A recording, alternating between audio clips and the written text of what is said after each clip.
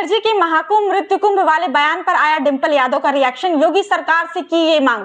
पश्चिम बंगाल की मुख्यमंत्री ममता बनर्जी के महाकुंभ पर दिए गए बयान पर समाजवादी पार्टी सांसद डिंपल यादव ने प्रतिक्रिया दी है। उन्होंने योगी सरकार पर निशाना साधते हुए कहा कि महाकुंभ में कई निंदनीय घटनाएं घटी हैं जिन्हें प्रशासन ने छिपाने की कोशिश की है।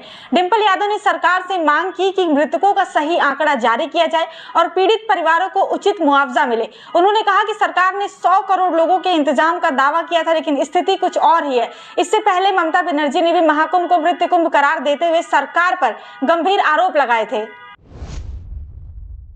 सीएम योगी के भाषण में ही शिवपाल यादव ने ढूंढ ली खुद उन्हीं पर निशाना साधने वाली ये बात।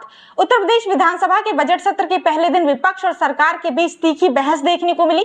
समाजवादी पार्टी ने योगी सरकार पर निशाना साधा तो मुख्यमंत्री योगी आदित्यनाथ ने भी पलटवार किया। सीएम योगी ने विपक्ष पर तंज कसते हुए कहा, ये अपने बच्चों को इंग्लिश पब्लिक स्कूलों में भेजते हैं, लेकिन गरीबों के बच्चों को संसाधन विहीन स्कूलों में पढ़ाने की बात करते हैं। इस पर सपा नेता शिवपाल यादव ने जवाब देते हुए कहा कि सरकारी स्कूलों की बदहालत स्थिति सरकार की नाकामी दर्शाती है। 20 फरवरी को वित्तीय वर्ष 2025-26 का बजट पेश किया जाएगा। आप उर्दू की वकालत कर रहे, अजीब बात है। विधानसभा में सपा पर जमकर बरसे सीएम योगी, ये थी वजह। उत्तर प्रदेश विधानमंडल का बजट सत्र 18 फरवरी से शुरू हुआ, जहां राज्यपाल आनंदीबेन पटेल ने संयुक्त सदन को संबोधित किया। सत्र के दौरान नेता प्रतिपक्ष माता प्रसाद पांडे ने विधानसभा में अंग्रेजी के उपयोग पर आपत्ति जताते हुए उर्दू को भी शामिल करने की मांग की। इस पर मुख्यमंत्री योगी आदित्यनाथ ने कड़ी प्रतिक्रिया दी और कहा कि यूपी को क्षेत्रीय बोलियां हिंदी की संतानें हैं जिन्हें सम्मान मिलना चाहिए। उन्होंने सपा पर तंज कसते हुए कहा, अपने बच्चों को अंग्रेजी स्कूल में पढ़ाएंगे और सदन में उर्दू की वकालत करेंगे। साथ ही भोजपुरी और अवधी अकादमी के गठन की घोषणा भी की। गला घोटने का समय आया, मायावती को लेकर कांग्रेस के उदित राज का विवादित बयान, तो भड़कते हुए ये बोले आकाश आनंद। कांग्रेस नेता और पूर्व सांसद उदित राज ने बसपा सुप्रीमो मायावती को लेकर विवादित बयान दिया, जिससे राजनीतिक हलकों में हड़कंप मच गया।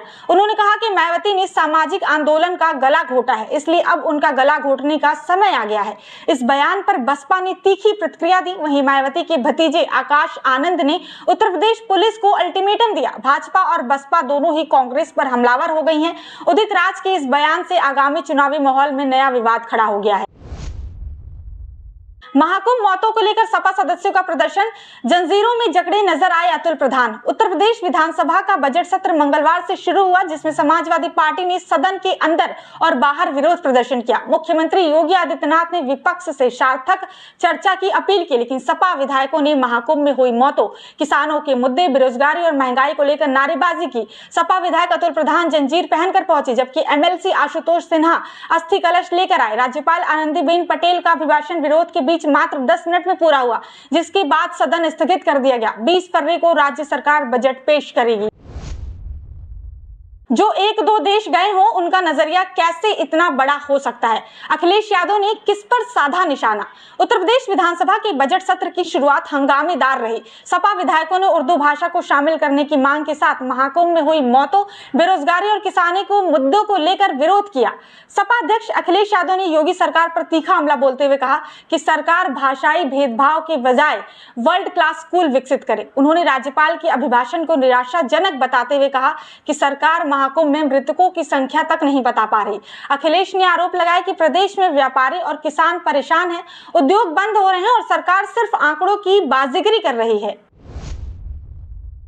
विश्व को प्रबंधन की राह दिखाएगा महाकुंभ, आईआईटी कानपुर की टीम तैयार करेगी world guide book. Yogi Adityanath सरकार महाकुंभ के प्रबंधन को वैश्विक स्तर पर एक गाइड बुक के रूप में प्रस्तुत करने की तैयारी कर रही है। संगम तट पर आयोजित इस भव्य आयोजन की सुरक्षा, स्वच्छता, यातायात सेवा और अतिथि सत्कार पर शोध आधारित रिपोर्ट तैयार की जा रही है। आईआईटी कानपुर के विशेषज्ञों की टीम इस आयोजन के हर पहलू का गहन अध्ययन कर रही है। डेटा संग्रह, भीड़ प्रबंधन, साइबर सुरक्षा और अन्य तकनीकी पहलुओं को भी परखा जा रहा है। मार्च के अंत तक तैयार होने वाली ये गाइड बुक भविष्य के वैश्विक आयोजनों के लिए एक अनूठी मार्गदर्शिका साबित होगी। विपक्ष की मांग, बिजली के निजीकरण को रोका जाए। ऊर्जा मंत्री बोले, कर्मचारियों के हितों का ध्यान रखेंगे। यूपी विधानमंडल के बजट सत्र के दूसरे दिन बिजली के निजीकरण को लेकर विपक्ष ने विधान परिषद में कड़ा विरोध जताया। विपक्षी नेताओं ने दाम बढ़ने और सरकारी विभागों के अनुभव को नजरअंदाज करने का आरोप लगाया। इस पर ऊर्जा मंत्री A.K. शर्मा ने कहा कि निजीकरण से बिजली महंगी नहीं होगी, बल्कि सेवाओं में सुधार आएगा। वित्त मंत्री सुरेश खन्ना ने बजट को जन कल्याणकारी बताते हुए गरीबों और मध्यम वर्ग के हितों का विशेष ध्यान रखने का आश्वासन दिया। वहीं विधानसभा अध्यक्ष सतीश महाना ने सदन को सुचारू रूप से चलाने की अपील भी की। कैसा है गंगा का जल? एनजीटी की सुनवाई के दौरान सामने आई रिपोर्ट, जल निगम के अफसरों की बोलती हुई बंद। प्रयागराज में गंगा और यमुना नदियों में सीवेज के बहाव को रोकने के दावे एनजीटी की सुनवाई में कमजोर पड़ गए हैं। रिपोर्ट के मुताबिक 600 करोड़ रुपए खर्च होने के बावजूद जल में फीकल कोलिफॉर्म बैक्टीरिया की मात्रा मानक से अधिक पाई गई। केंद्रीय प्रदूषण नियंत्रण बोर्ड की जांच में संगम क्षेत्र से फीकल कैलिफॉर्म बैक्टीरिया की मात्रा 2000 से 4500 प्रति मिलीमीटर तक दर्ज की गई, जो नहाने योग्य नहीं है। एनजीटी ने यूपी सरकार को निर्देश दिए हैं कि महाकुंभ में श्रद्धालुओं को जल की गुणवत्ता की जानकारी दी जाए और जल को स्नान एवं पेयजल योग्य बनाया जाए। यूपी में शराब की दुकान खोलना हुआ आसान, आम आदमी भी कर सकता है आवेदन। योगी सरकार ने की ये व्यवस्था। उत्तर प्रदेश में नई आबकारी नीति के तहत 27,308 शराब और भांग की दुकानों की ई लॉटरी के लिए आवेदन प्रक्रिया शुरू हो गई है। आबकारी आयुक्त आदर्श सिंह ने बताया कि पंजीकरण आबकारी विभाग के पोर्टल पर उपलब्ध है और 6 मार्च को ई लॉटरी खोली जाएगी। सरकार ने इस नीति से 60 करोड़ रुपए का राजस्व जुटाने का लक्ष्य रखा है। पहली बार अंग्रेजी शराब, बियर और वाहन की कंपोजिट दुकानें खोलने की अनुमति दी गई है। नई नीति के चलते लाइसेंस फीस 10% बढ़ोतरी हुई है, जबकि स्टॉक खत्म करने के लिए शराब की कीमतों में कमी की संभावना जताई जा रही है। यूपी के इस शहर में एलिवेटेड रोड का 15 दिनों में तैयार होगा डीपीआर। मॉडल सड़क के लिए मांगा गया एस्टीमेट। जीटी रोड का जाम मुक्त बनाने के लिए एलिवेटेड रोड और मॉडल रोड के 2 प्रोजेक्ट पर काम किया जा रहा है। गोल चौराहे से रामदेवी तक एलिवेटेड रोड और आईआईटी से गोल चौराहे तक मॉडल रोड निर्माण की योजना बनाई गई है। हेक्सा कंपनी एलिवेटेड रोड का डीपीआर तैयार कर रही है, जबकि मॉडल रोड के लिए 111 करोड़ रुपए का प्रस्ताव लंबित है। जिलाधिकारी जितेंद्र प्रताप सिंह ने 15 दिनों में डीपीआर सौंपने के निर्देश भी दिए हैं। सड़क सुधार के लिए 5 करोड़ रुपए स्वीकृत किए गए हैं, लेकिन टेंडर प्रक्रिया में देरी भी हो रही है। बजट 2025 से यूपी को बड़ी आस, एक्सप्रेसवे परियोजनाओं और नए शहरी क्षेत्रों में विकास में आएगी तेजी। योगी सरकार गुरुवार को वित्तीय वर्ष 2025-26 का बजट पेश करेगी, जिसमें $1 ट्रिलियन अर्थव्यवस्था की दिशा में अहम कदम उठाए जाएंगे। बजट में इंफ्रास्ट्रक्चर विकास, लिंक एक्सप्रेसवे परियोजनाएं, मेट्रो विस्तार और नए शहरी क्षेत्रों के विकास को प्राथमिकता दी जाएगी। सरकार ब्लॉक स्तर पर मिनी स्टेडियम और कम्युनिटी सेंटर बनाने की योजना पर जोर देगी।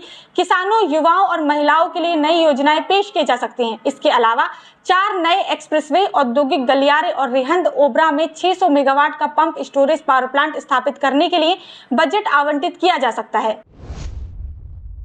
कांग्रेस के छद्रवार पर मायावती का पलटवार, बसपा प्रमुख ने साधा निशाना, दलितों के तिरस्कार का आरोप। बसपा अध्यक्ष मायावती ने कांग्रेस नेता उदित राज के विवादित बयान पर कड़ा पलटवार किया। उदित राज ने मायावती पर बहुजन आंदोलन को कमजोर करने का आरोप लगाते हुए उनके खिलाफ तीखी टिप्पणी की थी। इस पर मायावती ने कांग्रेस को दलित विरोधी करार दिया और कहा कि स्वार्थी लोग राजनीतिक स्वार्थ के लिए बयानबाजी कर रहे हैं। बसपा नेता आकाश आनंद ने उदित राज से गिरफ्तारी की मांग तक कर डाली, जबकि कांग्रेस ने पलटवार करते हुए कहा कि मायावती राहुल गांधी के अभियानों से विचलित हैं। इस मुद्दे पर कांग्रेस और बसपा के बीच राजनीतिक टकराव और तेज होने की संभावना है, तो इसलिए घंटों करना पड़ रहा इंतजार। यूपी के जिले में 2 माह में 77 सीएनजी बसें बंद, 7 और कम होंगी। महानगर बस सेवा की 98 से 77 बसों को बंद कर दिया गया है, जिससे अब मात्र 21 सीएनजी बसें संचालित हो रही हैं। ग्रामीण और शहरी यात्रियों को बसों की कमी के कारण अधिक किराया देना पड़ रहा है और यात्रा में अधिक समय भी लग रहा है। बसों के संचालन की अवधि पूरी होने पर उन्हें हटाया गया, लेकिन नई बसें नहीं जोड़ी गई। शासन को 100 नई बसों की मांग भेजी गई है, जिसकी स्थिति महाकुंभ के बाद स्पष्ट होगी। 3 ग्रामीण रूटों पर इलेक्ट्रिक बसें चलाने की योजना बनाई जा रही है, जिससे यात्रियों को राहत मिलने की उम्मीद है। 20 वर्षों का इंतजार खत्म। अमेठी में मुस्लिम बस्ती के शिव मंदिर में हुई पूजा अर्चना। अमेठी जिले के मुसाफिरखाना के औरंगाबाद में स्थित एक 120 वर्ष पुराने शिव मंदिर को 20 वर्षों बाद पुनः पूजा अर्चना के लिए खोला गया। रविवार को वैदिक मंत्रोच्चारण और हवन पूजा के साथ विधिवत अनुष्ठान संपन्न हुआ। स्थानीय लोगों के अनुसार मंदिर परिसर पर अतिक्रमण के कारण पूजा बाधित थी। प्रशासन की अगुवाई के बाद मंदिर का कपाट खोला गया और सफाई कराई गई। सुरक्षा की दृष्टि से पीएससी और पुलिस बल तैनात किया गया था। शुभ मुहूर्त में हवन पूजा के साथ मंदिर में भक्ति माहौल लौटा। यूपी में इन 36 सड़कों का होगा निर्माण। योगी सरकार ने लगाई मुहर, बजट हुआ पास। जर्जर सड़कों से परेशान लोगों के लिए राहत की खबर है। तिलोई विधानसभा क्षेत्र में 36 सड़कों के निर्माण के लिए 8 करोड़ रुपए का बजट जारी किया गया है। पीडब्ल्यूडी ने टेंडर प्रक्रिया शुरू कर दी है और जल्द ही निर्माण कार्य शुरू होगा। विशेष नवीनीकरण के तहत 7 बड़े लिंक मार्गों और 29 ग्रामीण सड़कों को विकसित किया जाएगा। स्वास्थ्य राज्य मंत्री मयंकेश्वर शरण सिंह ने बताया कि इनौना, महाराजगंज, कठौरा, सिमरौता और सिंहपुर तिलोई मार्गों का चौड़ीकरण भी किया जा रहा है। अगले कुछ दिनों में निर्माण शुरू होगा, जिससे ग्रामीणों को सुगम आवागमन की सुविधा मिलेगी। अखिलेश यादव ने किया ममता बनर्जी के बयान का समर्थन। बोले, महाकुंभ में महाघपला, उसे छिपाने के लिए योगी की भाषा बिगड़ी। समाजवादी पार्टी अध्यक्ष अखिलेश यादव ने महाकुंभ में बड़े घोटाले का आरोप लगाते हुए योगी सरकार पर तीखा हमला बोला।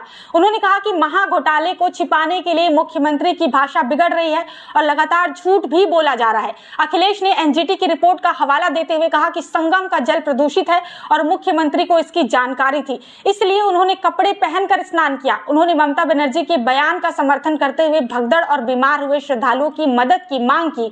सपा नेताओं पर एफआईआर को लेकर उन्होंने कहा कि समाजवादी इससे डरने वाली नहीं है। नई दिल्ली स्टेशन हादसे के बाद प्रयागराज जंक्शन पर भी बने थे भगदड़ जैसे हालात। रेलवे ने तुरंत चला दी 50 ट्रेनें। प्रयागराज जंक्शन पर सोमवार रात भारी भीड़ के बावजूद रेलवे की त्वरित कार्रवाई से भगदड़ जैसी स्थिति को टाल दिया गया। रात 10:30 से 11 बजे के बीच स्टेशन पर अत्यधिक भीड़ उमड़ पड़ी, जिससे रेलवे अधिकारियों की सतर्कता बढ़ गई। महाकुंभ क्षेत्र में उद्घोषणा कर यात्रियों को स्टेशन जाने से रोका गया और भीड़ को खुसरो बाग व अन्य स्थानों पर नियंत्रित किया गया। रेलवे ने 2 घंटे में 17 विशेष ट्रेनों का संचालन कर यात्रियों को रवाना किया। कुल 182 विशेष ट्रेनों के साथ 352 ट्रेनों का संचालन हुआ, जिससे भीड़ नियंत्रण में सफलता मिली। नोएडा में अपना घर का सपना होगा पूरा। यीडा फिर ला रहा है आवासीय भूखंड योजना। यमुना प्राधिकरण जल्द ही 276 भूखंडों की नई आवासीय योजना लॉन्च करने जा रहा है। ये चालू वित्त वर्षीय की तीसरी योजना होगी, जिसमें 200 वर्ग मीटर के प्लॉट शामिल हैं। योजना को लॉन्च करने के लिए रेरा में पंजीकरण का आवेदन किया गया है। अक्टूबर में जारी 451 भूखंडों की योजना में 1 लाख से अधिक आवेदन मिले थे, जिससे आवासीय प्लॉट्स की भारी मांग साफ दिखाई देती है। भूखंडों का आवंटन लॉटरी के माध्यम से किया जाएगा। यदि योजना 31 मार्च से पहले लॉन्च होती है तो मौजूदा दरें लागू होंगी, अन्यथा नई दरें प्रभावी होंगी, जिससे प्लॉट की कीमतें बढ़ सकती हैं। नोएडा एयरपोर्ट पर साइबर अपराधी नहीं कर पाएंगे सेंधमारी। इन विदेशी कंपनियों को दी गई निगरानी की जिम्मेदारी। नोएडा इंटरनेशनल एयरपोर्ट के आईटी नेटवर्क को साइबर हमलों से सुरक्षित रखने और रियल टाइम निगरानी की जिम्मेदारी अमेरिकी आईटी कंपनी किंड्रिल को दी गई है। यमुना इंटरनेशनल एयरपोर्ट लिमिटेड ने कंपनी के साथ समझौता किया है, जिससे एयरपोर्ट का आर्टिफिशियल इंटेलिजेंस यानी एआई आधारित सिस्टम किसी भी तकनीकी समस्या को तुरंत पहचान कर हल करेगा। अप्रैल में एयरपोर्ट का संचालन शुरू होगा, जिसके लिए साइबर सुरक्षा नेटवर्क तैयार किया जा रहा है। इसके तहत साइबर अपराधियों की सेंधमारी रोकने और फ्लाइट मॉनिटरिंग सिस्टम को सुरक्षित बनाने पर फोकस रहेगा। साथ ही एयरपोर्ट से जुड़ी सड़कों के चौड़ीकरण की प्रक्रिया भी शुरू हो गई है। जल्द करें ऑनलाइन आवेदन, मिलेगी 2.5 लाख रुपए तक की सब्सिडी। जानिए पात्रता और प्रक्रिया। शासन के निर्देश पर प्रधानमंत्री शहरी आवास योजना 2.0 का शुभारंभ शनिवार से गौतम बुद्ध नगर जिले में किया गया। ये योजना मध्यम और निम्न आय वर्ग के परिवारों को किफायती दरों पर आवास निर्माण, खरीद या किराए में वित्तीय सहायता प्रदान करेगी। मध्यम वर्ग वार्षिक आय 6 से 9 लाख रुपए, निम्न वर्ग वार्षिक आय 3 से 6 लाख रुपए, दुर्बल वर्ग वार्षिक आय 3 लाख रुपए तक। योजना में विधवा, दिव्यांग, वरिष्ठ नागरिक, ट्रांसजेंडर, अनुसूचित जाति जनजाति और अल्पसंख्यक वर्ग को प्राथमिकता मिलेगी। जिलाधिकारी ने पात्र परिवारों को चिन्हित कर लाभ देने के निर्देश भी दिए हैं। मदनी मस्जिद गिराने के मामले में एससी नाराज, अफसरों से पूछा क्यों तोड़ी मस्जिद, अवमानना की कार्रवाई कर दें। मदनी मस्जिद मामले में सुप्रीम कोर्ट से स्टे मिलने के बाद प्रशासन की कार्रवाई सवालों के घेरे में आ गई है। मस्जिद पक्षकारों ने आरोप लगाया कि बिना कानूनी प्रक्रिया अपनाए प्रशासन ने मस्जिद गिरा दी, जबकि सुप्रीम कोर्ट ने धर्मस्थलों के स्वरूप परिवर्तन पर रोक लगा रखी है।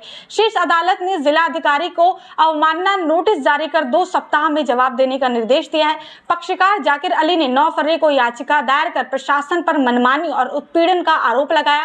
कोर्ट ने इस मामले को गंभीर बताते हुए प्रशासन से स्पष्टीकरण की मांग की है। श्री महंत रविंद्र पुरी फिर बने निरंजनी अखाड़े के सचिव, अष्ट कौशल की बैठक में हुआ चुनाव। सनातन धर्म के संरक्षण में अखाड़ों के पुनर्गठन की प्रक्रिया शुरू हो गई है। मंगलवार को पंचायती अखाड़ा श्री निरंजनी के सचिव का चुनाव काशी के श्री नंदिनी शिवाला घाट स्थित आश्रम में संपन्न हुआ। अखाड़ा परिषद और मां मनसा देवी मंदिर ट्रस्ट हरिद्वार के अध्यक्ष श्री महंत रविंद्र पुरी को पुनः हरिद्वार अखाड़े का सचिव चुना गया। इसके अलावा प्रयागराज, काशी, हरिद्वार, माउंट आबू और वडोदरा के विभिन्न संतों को सचिव पद की जिम्मेदारी सौंपी गई। अखाड़ा परिषद अध्यक्ष ने कहा कि हरिद्वार, उज्जैन और नासिक कुंभ के सफल आयोजन के लिए सरकारों से समन्वय स्थापित किया जाएगा ताकि संतों और श्रद्धालुओं को कोई समस्या ना हो। धीरेन्द्र शास्त्री से मिलेंगे पीएम मोदी, बागेश्वर धाम में करेंगे ये बड़ा काम, भक्तों के लिए किए गए खास इंतजाम। प्रधानमंत्री नरेंद्र मोदी 23 फरवरी और राष्ट्रपति द्रौपदी मुर्मू 26 फरवरी को मध्य प्रदेश के छतरपुर स्थित बागेश्वर धाम का दौरा कर सकते हैं। प्रशासन ने सुरक्षा के कड़े इंतजाम किए हैं, जिसमें 15,000 से 20,000 जवानों की तैनाती की जाएगी। कार्यक्रम स्थल को 30 से 35 सेक्टरों में विभाजित किया गया है, जहाँ 25 से 30 बड़ी स्क्रीन लगाई जाएंगी। 100 से अधिक सीसीटीवी कैमरे और अस्थायी अस्पताल भी स्थापित किए जा रहे हैं। प्रधानमंत्री मोदी कैंसर अस्पताल की आधारशिला रखेंगे, जबकि राष्ट्रपति मुर्मू 251 निर्धन कन्याओं के सामूहिक विवाह कार्यक्रम में शामिल होंगी।